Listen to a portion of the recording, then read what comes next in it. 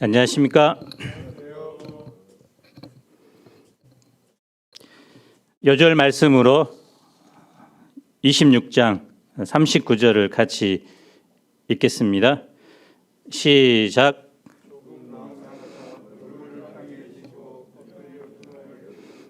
내 아버지여, 만일 할만하시거든 이 잔을 내게서 지나가게 하옵소서. 그러나 나의 온대로 마시옵고 아버지의 온대로 하옵소서 하시고. 어렸을 적 가장 기다려졌던 명절은 설날이었습니다.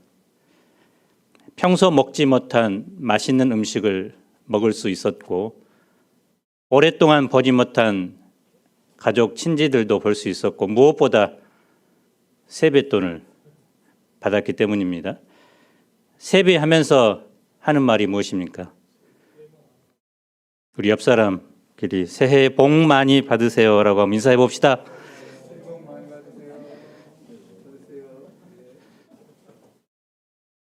그리스도인이 된 후에는 여기에 한마디 말을 덧붙이죠. 기도합니다.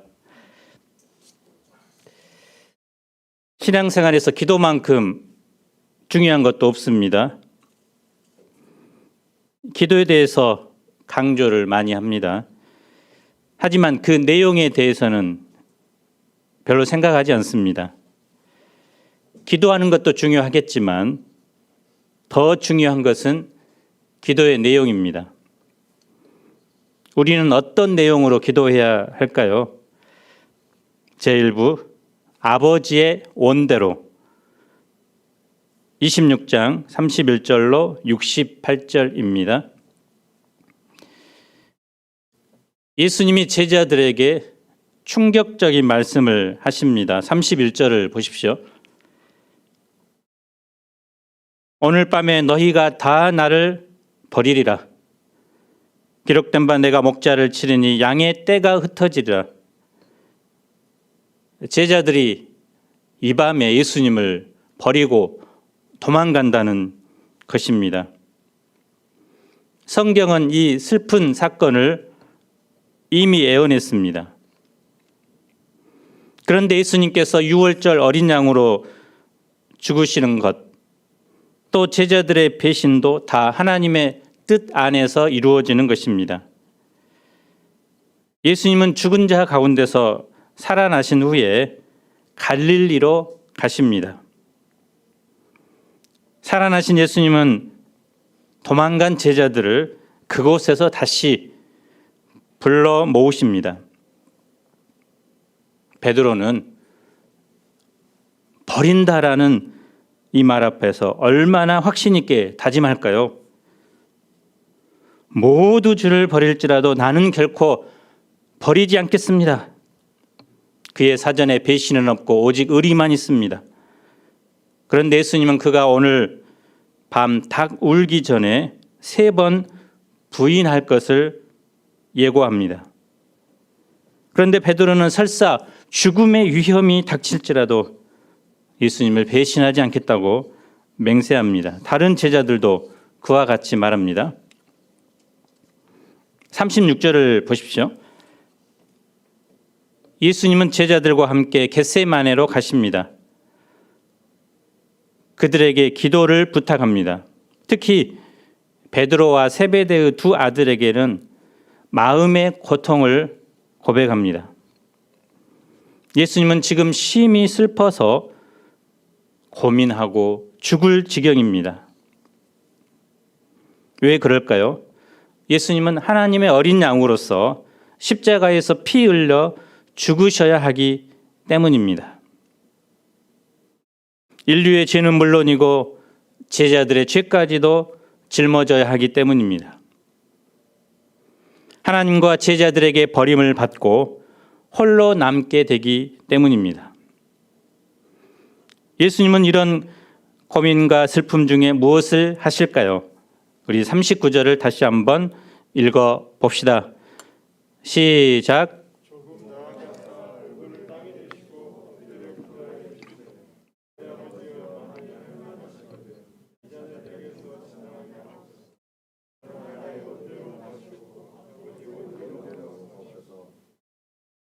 이 잔은 무슨 잔입니까?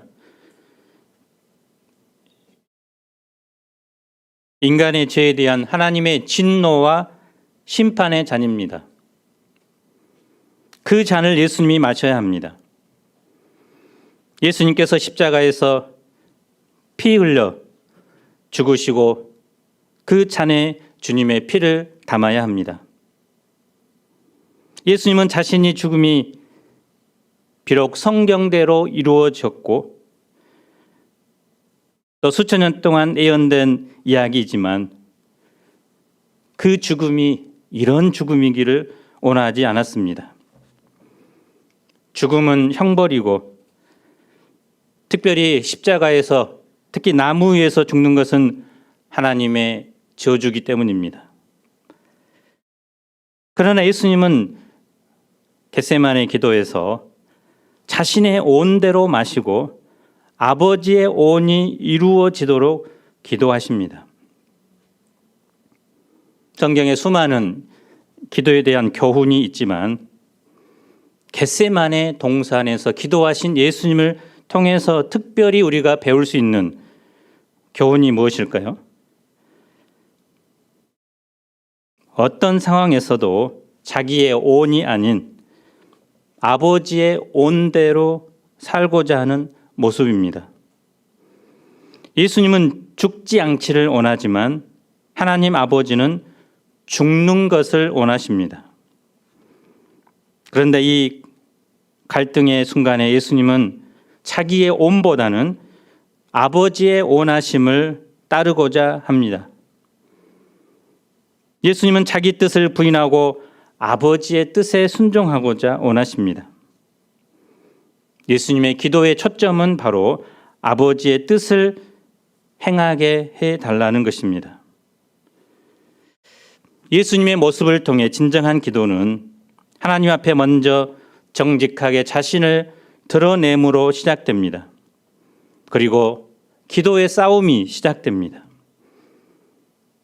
그 싸움 후에 하나님의 뜻이 예수님을 정복합니다. 기도는 내 뜻을 하나님께 관철하는 과정이 아닙니다. 하나님의 뜻이 나를 지배하도록, 나를 설득하도록, 나를 그분 앞에 철저히 내어놓는 과정입니다. 그래서 참된 기도는 하나님을 바꾸는 것이 아니라 기도하는 사람 자신을 바꿉니다. 예수님은 제자들에게 과거 이런 가르침을 하셨습니다. 누구든지 나를 따라오려거든 자기를 부인하고 자기 십자가를 지고 나를 따를 것이니라. 예수님은 제자들에게 그 가르침을 할 뿐만 아니라 이제 그 가르침대로 본인이 살고자 합니다. 그렉 로리 목사님은 하나님의 뜻을 품은 씨름 기도라는 책에서 이렇게 말했습니다. 참된 기도는 하나님의 뜻을 꺾는 것이 아니라 하나님이 하시는 일을 기꺼이 붙잡는 것이다. 하나님과 씨름하지 말고 하나님의 품에 안겨라. 고집 피우며 하나님과 씨름하려고 하다가 야곱처럼 환도표 깨지지 말고 하나님의 품에 안겨 순종하라는 것입니다. 참된 기도는 자기 뜻을 거부하고 하나님의 뜻이 이루어지기를 원하는 기도입니다. 기도는 자기의 뜻을 이루어 달라고 하나님을 설득하는 것이 아니라 오히려 자기의 뜻을 하나님의 뜻에 굴복시키는 것입니다. 그런데 하나님께서 원하시는 것과 내가 원하는 것을 어떻게 구분할 수 있을까요? 본문에서 보면 일반적으로 하나님께서 원하시는 것은 순종하기가 버겁다는 것입니다. 반면 내가 원하는 것은 쉽고 편합니다. 따라서 쉽고 편한 길이라면 그것을 부인하고 힘든 길을 선택하는 것입니다. 그것이 곧 나의 온대로 마옵시고 아버지의 온대로 하옵소서라는 기도요 삶의 방식이 되어야 합니다. 그래서 이 원리대로 산 대표적인 인물이 아브라함이었습니다. 그의 신앙 여정은 처음부터 끝까지 자기의 온이 아닌 아버지의 온대로였습니다. 그는 고향에서 적당히 살기를 원했지만 하나님은 복으로 살기를 원했습니다. 그는 종을 양자 삼고자 했지만 하나님은 친아들을 주고자 하셨습니다. 그는 둘째 아내에게서 태어난 아들을 상속자로 삼기를 원했는데 하나님은 첫째 아내의 아들을 상속자 삼기를 원했습니다. 그는 그 아들과 함께 오순도순 살기를 원했지만 하나님은 그 아들을 번제로 드리기를 원했습니다. 그는 끊임없이 자기의 원함과 하나님의 원하심 사이에서 갈등했습니다. 그가 원하는 길은 하나님께서 원하시는 길에 비해 너무나 쉽고 편했습니다. 반면 하나님께서 원하시는 길은 자기가 원하는 길에 비하면 상대적으로 힘들었습니다. 그런데 그가 훌륭했던 것은 그때마다 자기를 부인하고 하나님의 뜻에 절대적으로 순종했다는 것입니다. 그런 그를 성경은 믿음의 조상이라고 쓰고 믿음의 모델이라고 부르고 있습니다. 한국 교회는 세계적으로 기도를 많이 하는 것으로 유명합니다. 새벽기도, 금요 철야기도, 금식기도, 작정기도, 신년맞이, 밤기도 다양합니다. 이런 기도들은 한국 교회의 좋은 또 특별한 전통들입니다. 그래서 우리는 이렇게 들어왔습니다. 기도가 멈춘 신앙은 죽은 신앙이야 라고 여기며 쉼없이 기도합니다. 기도는 실제로 기도하는 삶에 국한되지 않고 하나님을 향한 우리 삶의 전체를 표현하는 것이었습니다.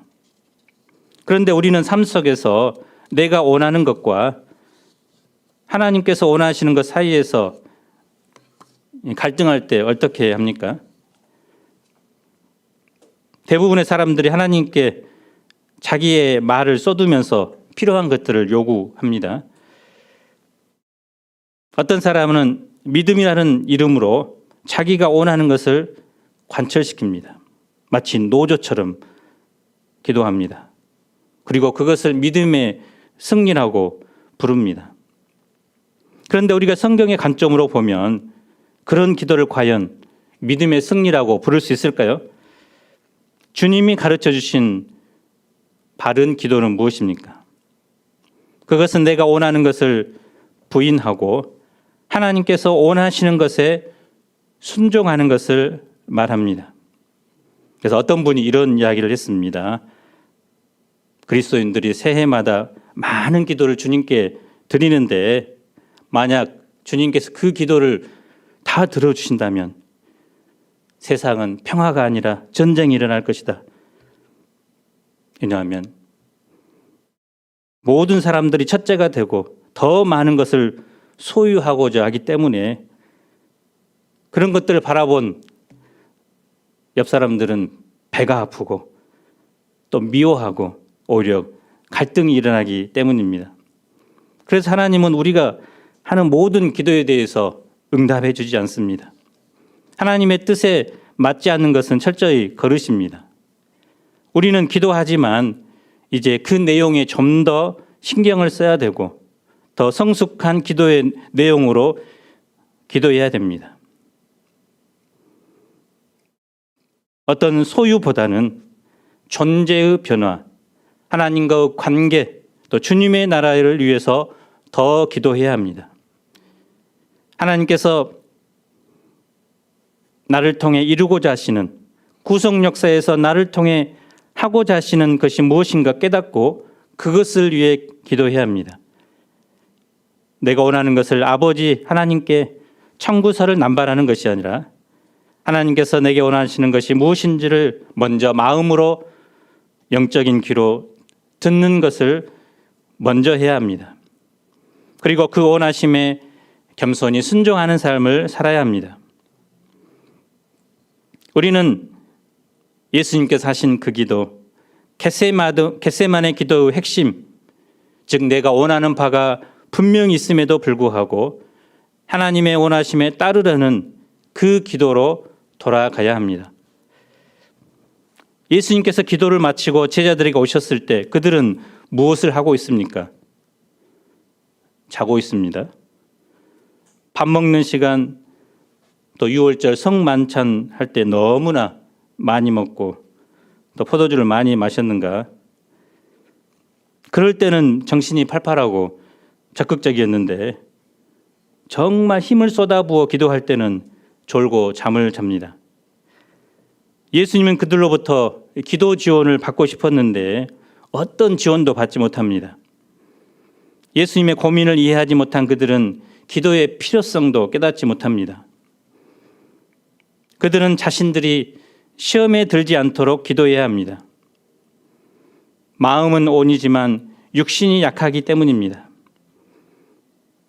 사람은 마음 먹은 대로 되지 않습니다. 마음 먹은 대로 된다면 왜 주님을 의지하겠습니까? 왜 기도합니까? 우리가 기도한다는 말은 바로 나의 연약함을 인정한다는 뜻입니다.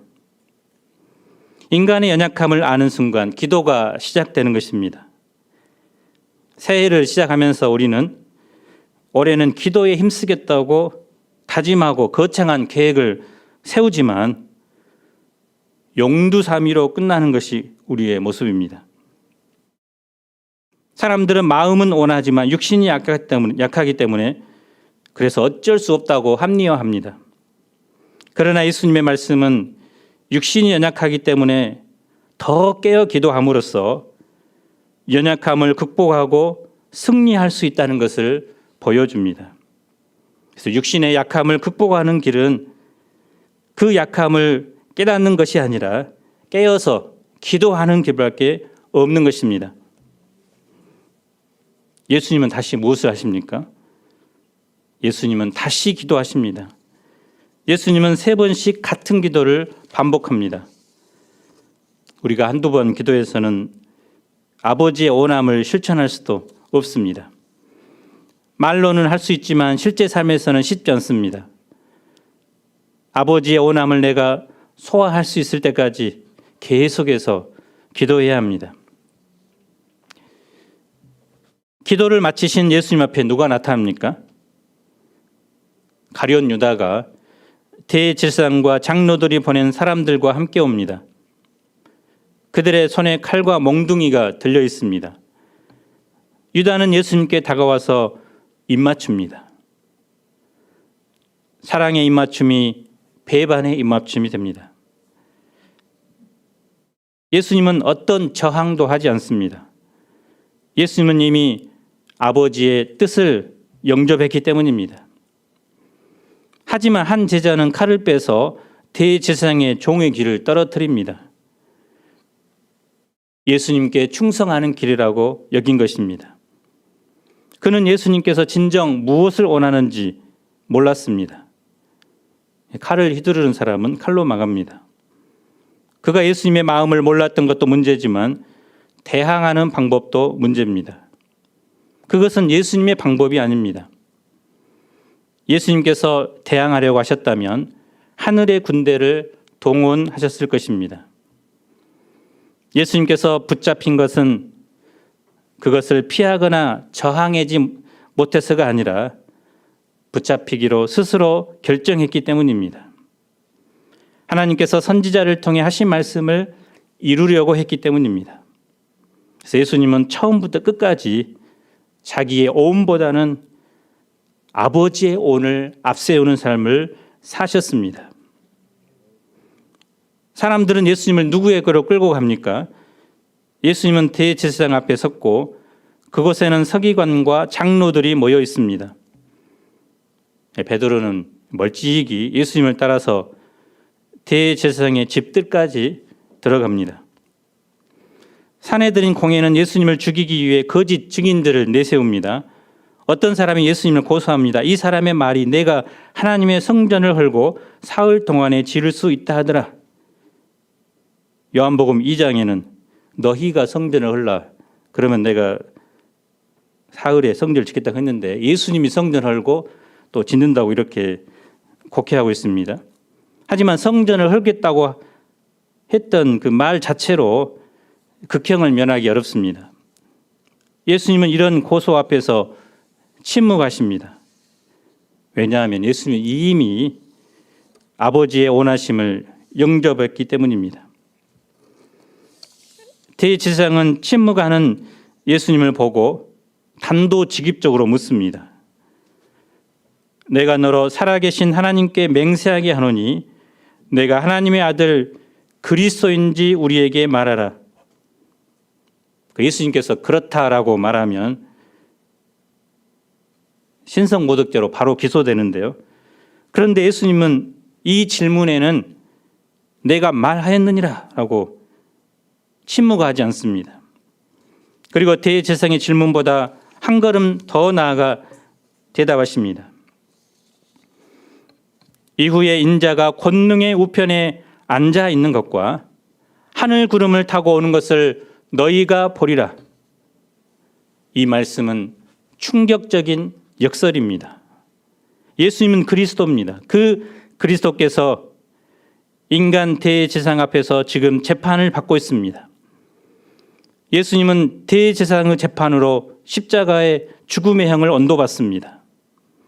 그런데 예수님은 죽은 자 가운데서 다시 살아나시고 하나님 우편에 앉아 계시다가 장차 구름을 타고 세상으로 다시 오십니다. 이 예수님은 영광스러운 하나님의 모습으로 오셔서 세상 만민을 심판하십니다. 비록 지금은 재판받는 피고인이지만 장차 온 세상을 심판하는 재판장으로 오십니다. 지금 예수님을 신문하고 있는 대제사장과 종교 지도자들은 결국 그들이 신문하는 예수님에 의해 재판을 받게 됩니다. 그리고 예수님을 믿는 사람은 구원을 받지만 믿지 않은 사람은 심판을 받게 됩니다. 대제사장은 예수님이 하나님을 모욕했다고 하면서 사형에 해당한다고 소리칩니다. 무리들은 예수님의 얼굴에 침을 뱉고 주먹으로 치고 손바닥으로 때리며 조롱합니다. 제2부 통곡하는 베드로 26장 69절로 27장 10절입니다. 그러면 베드로는 어떻게 됩니까? 한 여종이 베드로를 알아보고 신문합니다. 그러자 그는 예수님을 부인합니다. 그는 예수님께서 대제사장의 질문에 대한 응답으로 담대하게 당신의 신분을 고백한 것 같은 시간에 자신은 부인합니다. 다른 사람이 그를 또 알아보자 더욱 강하게 예수님을 부인합니다. 나는 그 사람을 알지 못하노라. 사람의 아들 인자 예수님께서 그 첫 번째 제자 베드로에게 그 사람, 그 양반이라고 불려지고 있습니다. 베드로는 또 다른 사람이 자신을 알아보자 예수님을 저주하면서까지 부인합니다. 내가 예수님의 제자라면 하나님의 벌을 받겠습니다라고 장담하는 것입니다. 그의 자기 방언은 처절합니다. 예수님의 자기 고백과 베드로의 부인이 강한 대조를 이룹니다. 그러자 이때 곧 닭이 꼿꼿해 가며 울어 제낍니다. 닭 우는 소리를 듣고 베드로는 어떻게 반응할까요? 75절을 우리 함께 읽어봅시다. 시작.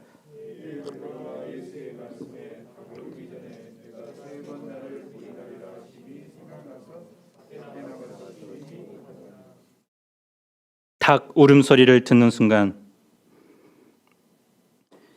예수님의 말씀이 생각났습니다. 닭 울음소리는 두려움으로 무너져버린 베드로의 영혼을 일깨웠습니다. 베드로는 밖으로 나가 심히 통곡합니다. 마음을 찢고 회개한 것입니다. 왜 이렇게 통곡합니까? 그는 마침내 자신의 연약함을 알았기 때문입니다. 마음은 온이지만 육신이 약하다는 사실을 뼈저리게 느꼈기 때문입니다. 그는 이 모든 문제의 원인이 바로 기도하지 않는 데 있음을 알았습니다. 인간은 연약하여 실패할 수밖에 없습니다. 그래서 기도해야 합니다. 기도를 통해서만 자기의 원함이 아닌 하나님의 원함을 영접할 수 있습니다. 예수님을 부인하며 통곡하던 베드로의 모습은 당시 성도들의 상황과 매우 비슷했습니다. 초대교회 성도들은 예수님을 부인하지 않으면 직장을 잃어야 했습니다. 모은 재산을 잃기도 했습니다. 심지어 목숨을 잃을 수도 있습니다. 복음서 저자는 베드로의 이 부인 사건을 통해서 성도들에게 믿음 안에 굳게 서도록, 또 비록 그 넘어진 자리에서 다시 일어나도록 격려하고 있는 것입니다. 우리도 마찬가지입니다. 코로나19로 인해서 교회가 세상의 비난과 지탄의 대상이 되었습니다. 직장에서, 캠퍼스에서 나는 그리스도인입니다, 주님의 제자입니다라고 담대하게 부를 수 없는 상황이 되었습니다. 때로는 승진을 위해 주님을 믿는다는 것을 숨기기도 합니다. 친구들과 사이좋게 지내기 위해서 교회 다니는 것을 숨기기도 합니다.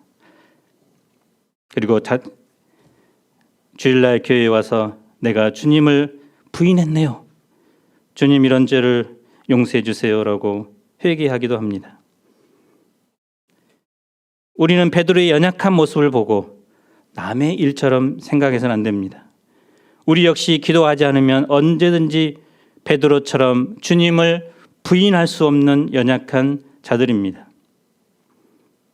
초대 교회 때 그리고 일제 36년간 수많은 믿음의 선배들이 그런 환난과 유혹 앞에 넘어졌습니다. 베드로는 이런 치욕스러운 영적 패배를 한 후에 큰 교훈을 얻게 되었습니다. 이 사건은 평생 주홍글씨가 되어 그를 겸손하게 만들었습니다. 그래서 유대인의 전설에 의하면 베드로는 그 후로 닭 울음소리를 들을 때마다 통회의 눈물을 흘렸다고 합니다. 예수님을 3번이나 부인했던 베드로는 더는 자신을 믿을 수 없었습니다. 그는 그 이후로 예수님을 의지하고 자신을 과신하지 않습니다. 오직 주님만을 앞세웁니다. 진정으로 자신의 연약함을 발견한 사람만이 자기를 내려놓고 겸손히 성령의 도우심을 구할 수 있습니다. 베드로는 유다처럼 연약하여 예수님을 배반했습니다. 그러나 그는 예수님의 끈질긴 사랑과 배려로 인해 진심으로 회개하고 수제자의 자리로 회복될 수 있었습니다. 며칠 후에 예수님은 부활하신 후에 다시 베드로를 찾아오셔서 내가 나를 사랑하느냐, 내 양을 먹이라 말씀하셨습니다. 그의 사도직을 회복시켜 주신 것입니다. 그러자 베드로는 오순절에 성령이 임하셨을 때 반석 같은 믿음을 가지고 사람들을 향해 담대하게 복음을 전했고 3,000명이 회개하고 그리스도를 영접하는 부흥의 역사가 일어났습니다. 무지막지한 정권들 앞에서도 감옥에 갇히는 그 순간에도 예수는 그리스도다, 하나님의 아들이라고 선포했습니다. 믿음의 불사조가 된 것입니다. 그 실패가 그를 믿음의 사람으로 만든 것입니다. 그런데 27장 3절을 보십시오. 똑같이 예수님을 배반한 유다는 어떻게 됩니까? 유다는 스스로 뉘우쳤다고 나옵니다. 이 뉘우쳤다는 말은 메타멜레데이스라는 말인데요. 이 말은 진실한 회개를 뜻하는 메타노이아와 다른 단어입니다.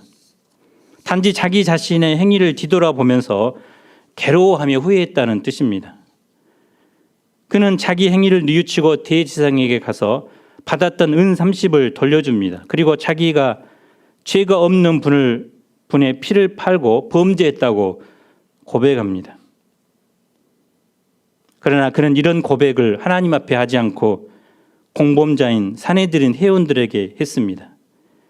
그의 회개는 구원에 이르는 회개라기보다는 자기 실수를 인정하는 행동에 불과했습니다. 유다는 자기가 가지고 있던 은을 성수에 던져버리고 나옵니다. 그리고 흰놈 골짜기로 달려갑니다. 그는 그곳에서 양심의 가책을 이기지 못해 스스로 목을 메고 죽게 됩니다. 주님을 메시아로 영접하고 3년간 주님과 함께 동고동락하며 수많은 말씀과 기적을 체험했던 가룟 유다는 자살로 생을 마감하게 됩니다. 유다나 베드로나 둘 다 주님을 배반한 인물입니다. 그러나 베드로는 주님 앞에 통곡하며 회개하며 주님을 다시 붙들었을 때 사도의 권위를 회복하였습니다. 그러나 유다는 배반하고 난 후 후회는 했지만 주님의 은혜를 붙들지 못했을 때 결국 비참하게 죽었습니다. 우리도 연약하여서 때로 넘어질 때가 있습니다. 그럴 때 베드로처럼 주님 앞에 나아가고 주님의 은혜를 붙들어야 합니다.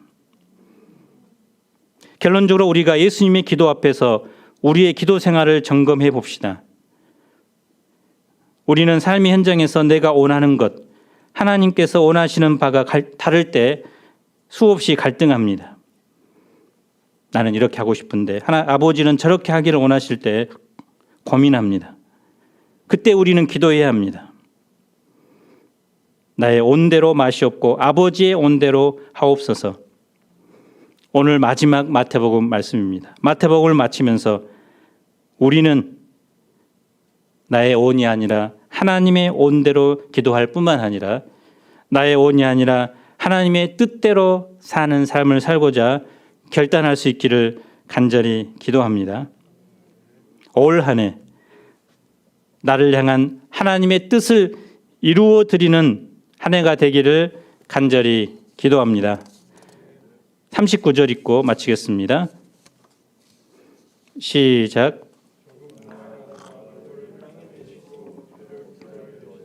내 아버지여, 만일 할만하시거든 이 잔을 내게서 지나가게 하옵소서. 그러나 나의 온대로 마시옵고 아버지의 온대로 하옵소서 하시고, 하나님 아버지 예수님은 십자가 지시기 전 온 인류의 죄를 지고 특별히 사랑하는 아버지로부터 버림받는 그 고통의 순간에 자기 온보다는 하나님의 온대로 되기를 기도했습니다. 예수님의 삶 자체는 주님의 뜻을 이루어드리는 삶이었습니다. 하나님 아버지, 우리가 기도할 때 또 살아갈 때 자기 뜻과 하나님의 뜻이 다를 때 하나님의 뜻에 순종하는 기도를 하게 하시고 하나님의 뜻대로 살아갈 수 있도록 축복해 주시기를 기도합니다. 연약하여 넘어질 때도 베드로처럼 회개하고 다시 주님의 은혜를 붙드는 저희가 되게 도와주시옵소서. 예수님 이름으로 기도합니다. 아멘.